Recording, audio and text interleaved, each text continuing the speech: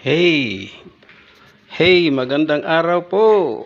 Magandang araw.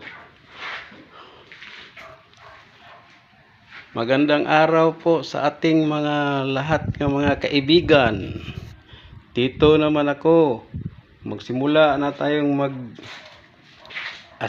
ng Toyota Altis kasi ang problema tong sasakyan mag-overheat kasi hindi maganda ang setting ng ng cylinder head na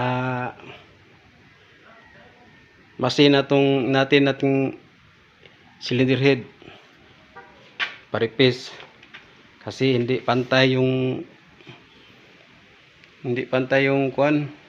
setting to sa cylinder head.